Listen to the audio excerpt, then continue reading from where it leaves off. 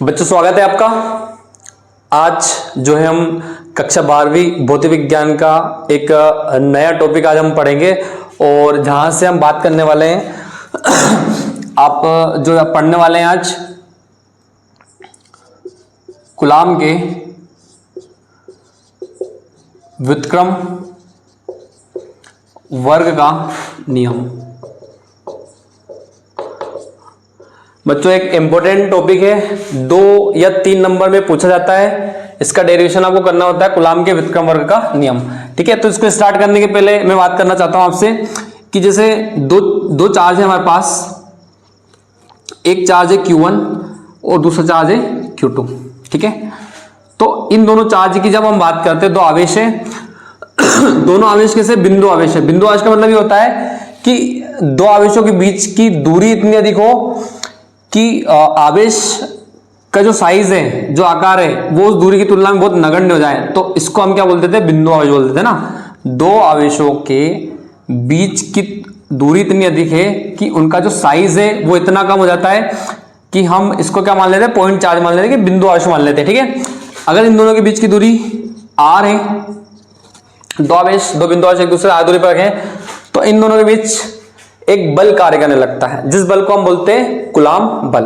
और कूलाम जो साइंटिस्ट है उसने व्युत्क्रम वर्ग का नियम दिया था, तो इसके अनुसार ही होता है। जैसे मैं आपको यहाँ पे क्लियर कर देता हूं, अगर एक पॉजिटिव चार्ज है और दूसरा भी पॉजिटिव चार्ज है, तो दोनों आवेश क्या करेंगे एक दूसरे पर बल लगाएंगे, और बल जो रहेगा दोनों आवेशों को मिलाने वाली रेखा के अनुदिश, इस रेखा में ही लगेगा।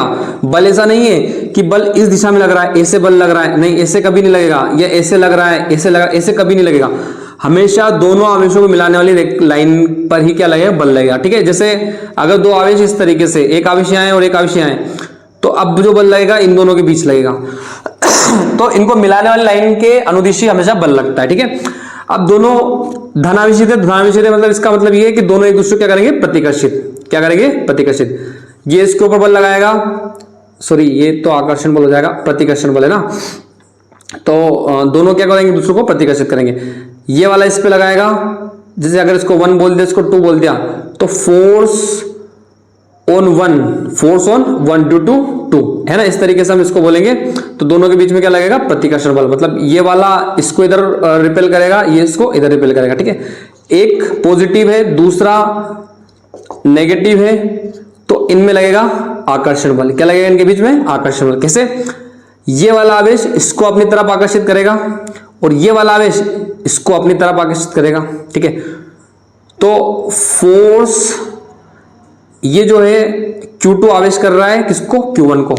Q2 आवेश क्या कर रहा है, चलो पहले Q1 देख लेते हैं। Q1 आवेश क्या कर रहा है, Q2 को अपनी तरफ आकर्षित कर रहा है ये। ठीक है, यानी कि फोर्स ऑन 2 ड्यू टू 1, आवेश 2 पर 1 के कारण बल, इसको इस तरीके से लिखा जाता है। ठीक है, और ये जो साइन आप देख रहे हैं, ये जो निशान देख रहे हैं, यानी कि ये Q2 बल लगा रहा है किसके ऊपर, Q1 पे। Q2 लगा रहा है Q1 पर, तो बल किस पे लग रहा है, 1 पर, किसकी वजह से, 2 की वजह से। तो इसको ऐसे पढ़ा जाता है, पहले वाले पर बल दूसरे के कारण, दूसरे वाले पे बल पहले के कारण। ठीक है, तो क्या हो रहा है यहाँ पे प्रतिकर्षण भी हो रहा है, आकर्षण भी हो रहा है। ठीक है, तो कूलाम के व्युत्क्रम वर्ग के अनुसार यदि दो आवेश एक दूसरे से r दूरी पर स्थित है, तो उनके बीच में एक आकर्षण प्रतिकर्षण लगता है, जो दोनों आवेशों के है ना। मैं यहाँ पे लिख देता हूं, कूलाम के व्युत्क्रम वर्ग के नियमानुसार दो बिंदु आवेशों के मध्य लगने वाला आप आकर्षण बल बोल दो या प्रतिकर्षण, आकर्षण या प्रतिकर्षण बल दोनों आवेशों के परिमाण का मतलब होता है उनका संख्यात्मक मान। मैं यहाँ पे लिख देता हूं, वैसे आपने 11th में तो इसको पढ़ा होगा बहुत अच्छे तरीके से, मैग्नीट्यूड यानी संख्यात्मक मान, दोनों आवेशों का परिमाण यानी संख्यात्मक मान के अनुक्रमानुपाती। अनुक्रमानुपाती का मतलब होता है समानुपाती। ठीक है, इसमें कंफ्यूज मत रहना। मैक्सिमम क्या होगा कि आप फिजिक्स में पढ़ोगे आपको अनुक्रमानुपाती लिखा रहेगा और केमिस्ट्री में पढ़ोगे समानुपाती लिखा रहेगा। ठीक है, दोनों एक ही बात है। संख्यात्मक मान के अनुक्रमानुपाती तथा दोनों के बीच की दूरी के वर्ग के व्युत्क्रमानुपाती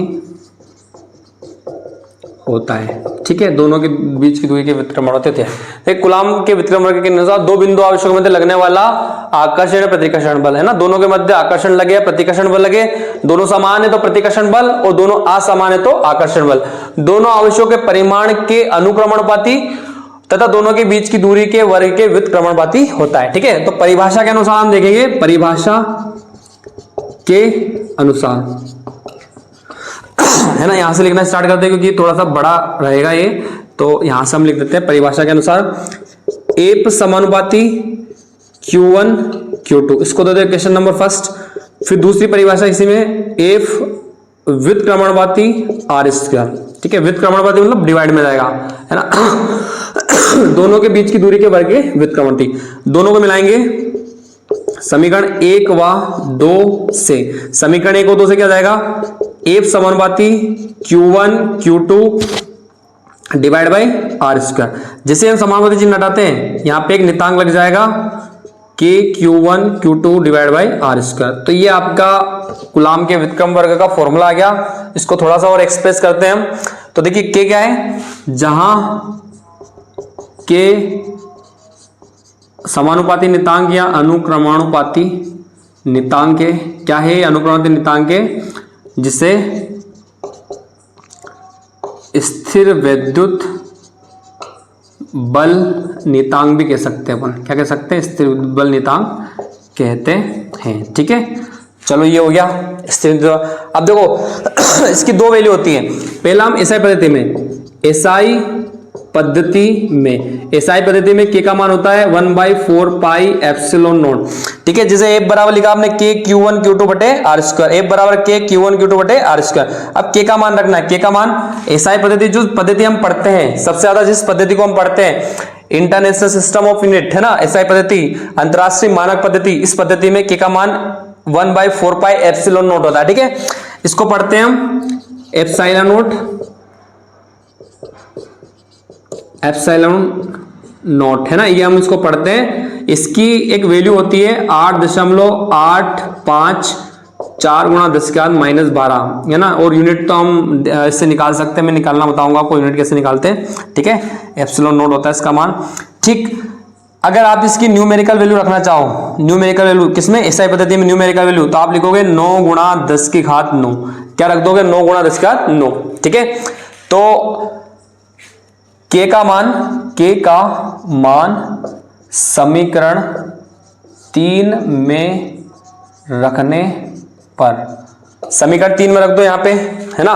के का मान क्या रख देंगे, के का मान ये वाला जो समीकरण 3 में रखेंगे तो एफ का मान आएगा 1/4 pi epsilon naught Q1 Q2 divide by r square. ठीक है, ये आपका क्या हो गया, ये हो गया आपका न्यूटन में जाएगा, आपका किसका में जाएगा, न्यूटन में। ये बल हो गया है ना, आकर्षण या प्रतिकर्षण बल हो गया। ठीक है, अब यही मान हम किस में निकाल दें, यही मान हम निकाल देते हैं सीजीएस में, सीजीएस पद्धति में। तो देखो सीजीएस पद्धति में के का मान जो होता है वो हो जाता है 1। क्या हो जाता है, 1। तो जब सीजीएस पद्धति में के का मान 1 होता है तो समीकरण 3 में वैल्यू रख दो आपस से। जैसे आपने एसआई पद्धति में के का मान 1/4 पाई एप्सिलॉन नॉट होता है, तो वो मान आपने कहा रख दिया समीकरण 3 में। ऐसा कैसे ही आप के का मान 1 का रख दोगे समीकरण नंबर 3 में। तो समीकरण 3 से एफ बराबर के का मान हो गया 1, तो Q1 Q2 divide by r square आपको आंसर मिल जाएगा। और ये हो जाएगा आपका किसमें, ये आपका आंसर आएगा न्यूटन, और ये होता है डायन। क्या होता है, डायन है ना। बल का सीजीएस पद्धति में मात्रा क्या होता है, डायन होता है। तो बच्चों ये कूलाम के व्युत्क्रम वर्ग का पूरा डेरिवेशन है। ठीक है, इसका जो मेन फॉर्मूला है वो आपका ये वाला है जो हम एसआई पद्धति का यूज करते हैं, बराबर 1/4 pi epsilon naught Q1 Q2 by r square. जब हम कोई न्यूमेरिकल सोल्व करते हैं तो उस न्यूमेरिकल में इसकी वैल्यू क्या रख देते हैं, तो इसकी वैल्यू हम रख देते हैं 9 × 10⁹ ठीक है। एक सिंपलेस्ट न्यूमेरिकल में इसका करवा देता हूं आपको, बाकी बहुत सारे न्यूमेरिकल्स रहेंगे जो हम आगे के वीडियोस में करेंगे, ठीक है। मैं इसको रफ कर देता हूं।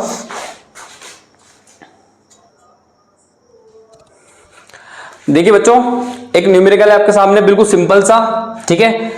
दो आवेश दे रखे हैं आपको, Q1 बराबर 3 माइक्रोकुलाम, Q2 बराबर 3 माइक्रोकुलाम, ठीक है। देखो अगर ये नेगेटिव हो, पॉजिटिव हो, दोनों पॉजिटिव हो, दोनों नेगेटिव हो, इससे बल पर कोई फर्क नहीं पड़ता, क्योंकि आपने सूत्र भी देखा था, F बराबर क्या होता है 1/4 pi epsilon naught Q1 Q2 divide by r square, यानी कि इस पे आवेश धनात्मक ऋणात्मक इससे कोई फर्क नहीं पड़ने वाला, ठीक है। तो Q1 की वैल्यू Q2 की वैल्यू दोनों के बीच की दूरी कितनी रहेगी 0.9 मीटर, ठीक है। तो देखो सबसे पहले ये आपको दे रखा है, तो हम फॉर्मूला यूज करेंगे।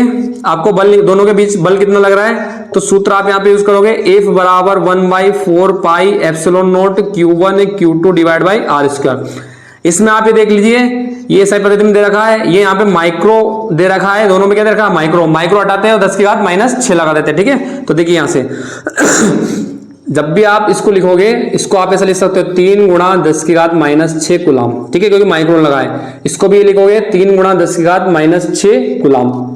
देखिए F बराबर 1/4 पाई एप्सिलॉन नॉट, इसकी वैल्यू अपन ने अभी लिखी थी 9 × 10 की घात 9, क्योंकि आपको न्यूमेरिकल वैल्यू ये लेनी है। जब आप 1/4 पाई यानी 3.1, इसकी वैल्यू 8.85 × 10 की घात -12, जब सोल्व करेंगे तो वैल्यू ये आएगी। तो आपको वो सोल्व नहीं करना है, आपको डायरेक्ट वैल्यू याद रखनी है। Q1 की वैल्यू कितना है, तो Q1 की वैल्यू है 3 × 10 की घात -6, ठीक है। Q2 की कितनी है, तो इसकी भी 3 × 10 की घात -6 डिवाइड आर स्क्वायर कितना दे रखा, तो आर स्क्वायर आपको दे रखा है 0.9, तो 0.9 का होल स्क्वायर, ठीक है। जब आप इसको सोल्व करोगे तो 9 × 10 की घात 9 गुणा, देखो 3 × 9 और 9 नमे नमे कितना हो जाएगा 81, 3 3 3, 10 की घात 9 प्लस है, ये माइनस है, ये माइनस है, 10 की घात -12, तो आपका आंसर आएगा 10 की घात -3 डिवाइड है 0.9 × 0.9, तो 0.81 हो जाएगा। ये कितना हो जाएगा 0.9 × 0.9 करेंगे तो 81 हो जाएगा। यहां से पॉइंट हटाएंगे तो एक 10 यहाँ पे लग जाएगा। यहाँ पे इसको सोल्व करेंगे अपन, तो 81 × 10⁻² हो जाएगा डिवाइड बाई 81, 81 से 81 कैंसिल, आपका जो आंसर आएगा 10⁻², ठीक है। किसकी वैल्यू आएगी, F की वैल्यू, F की वैल्यू क्या आएगी 10⁻², ये न्यूटन, ठीक है। तो बच्चों इस वीडियो में इतना ही, इसके बाद हम और भी न्यूमेरिकल्स सोल्व करेंगे, उसके लिए आप अगले वीडियो में बने रहिए। तब तक के लिए जय हिंद, जय भारत।